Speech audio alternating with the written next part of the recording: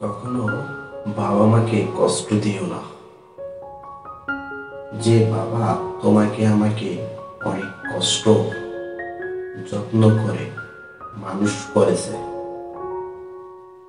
তার সারাদিনের পরিশ্রম করে টাকা উপার্জন করেছে, আমাদের জন্য সে বাবাকে কষ্ট দিও না। বাবা নামে বটগাছটা না থাকলে, বাবা নামে বটগাছটা অনেক মূল্যবান, সেটা বলে বোঝা যায় না।